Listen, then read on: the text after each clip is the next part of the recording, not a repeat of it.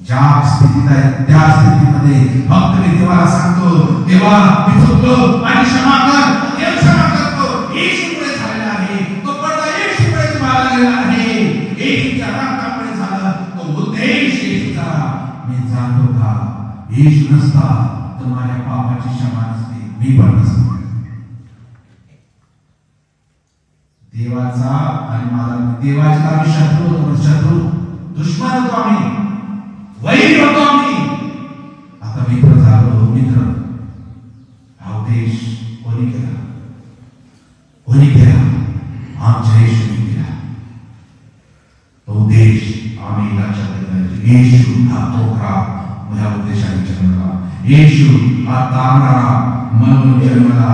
लूकाचं पुस्तक एक पहिला अध्याय आणि त्याच्या 67 पासून 75 पर्यंत आपण वाचणार नाही, पण आपण घरी वाचा. 67 पासून 75 पर्यंत दिले आहे. जकर्याने भविष्यवाणी केली आहे. येशू आता आला आणि आपल्या शत्रूंपासून, आपल्या द्वेष करणाऱ्यांपासून सर्वांच्या हातून सुटका आम्हाला मिळावी म्हणून आमच्यासाठी तारणारा म्हणून जन्मला आहे. जकर्या कोणापासून? शत्रूंपासून आणि आमचा द्वेष करणाऱ्यांपासून आम्हाला तारावं, आम्हाला निवडावं, आम्हाला वेगळे करावं, आम्हाला वाचवावं, आम्हाला सोडवावं म्हणून तो तारणारा त्याने जन्म घेतला.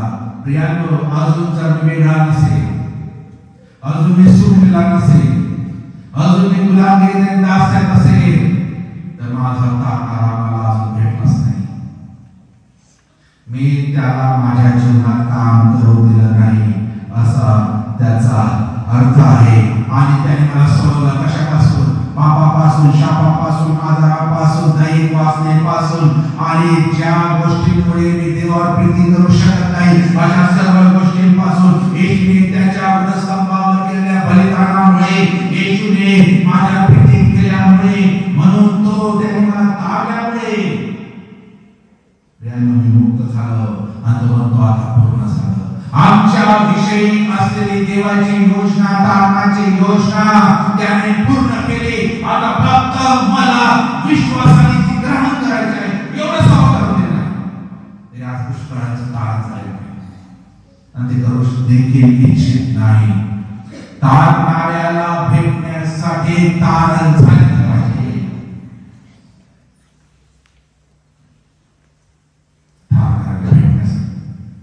येशू हा तारणारा आहे. येशू हा ख्रिस्त आहे. त्याच्यावर देवाने अभिषेक केला आहे. लूकाचं पुस्तक 4 अध्याय आणि 18 वचन. वचन मुद्दाम आम्हाला वाचायचे आहे. हे देवाचं सामर्थ्य आहे. वचन देवाचं सामर्थ्य वाचलंच पाहिजे. लूक 4 आणि 18 मध्ये लिहिलं आहे, परमेश्वराचा आत्मा माझ्यावर आला आहे, कारण तिने सुवार्ता सांगण्यास त्याने मला अभिषेक केला. त्याने मला पाठवले आहे हे अशासाठी की धरून गेलेल्यांची सुटका व अंधळ्यास पुन्हा दृष्टीचा लाभ यांची घोषणा करावी. ठेचले जात आहे त्यांना सोडून पाठवावे. येशू सांगत आहे. त्याचा उद्देश स्वतः येशू सांगत आहे. त्याची परीक्षा झाली सैतानाद्वारे. त्याच्यानंतर येशू स्वतः सांगत आहे, मी खालेलो आहे. तो म्हणतो परमेश्वराचा आत्मा माझ्यावर आला आहे. का आला आहे? दिनास सुवार्ता सांगण्यास मला अभिषेक केला. दिनास, नम्रास, लीन जे आहे त्यांना सुवार्ता सांगण्यात आली आहे. त्याने मला पाठविले आहे ते अशासाठी की असले, ते अशासाठी की धरून नेलेल्यांची सुटका व अंधळ्यास पुन्हा दृष्टीचा लाभ यांची घोषणा करावी. ठेचले जात आहे त्या सोडून पाठवावे.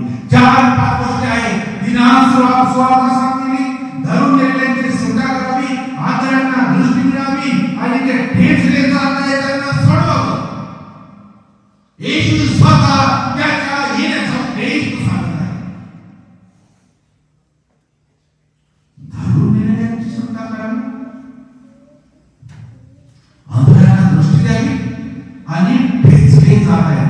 अस्तित्वात आहे त्यांना सोडवावं. काय उपकार त्या येशूचे? कोणाला सोडलेलं? कोणाला सोडलेलं? बंदवासा. कोण आहे बंदवासा? कोण आहे बंधना? कोणावर सैतानाने बंधन लावलेले आहे?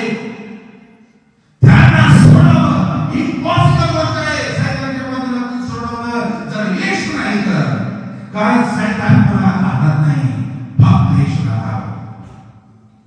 आम्हाला घाबरत नाही, आमच्या असलेल्या येशूला सैतान घाबरतो. नसलेला आहे देवाच्या वचनात भूत देखील येशूच्या नावाला, येशूला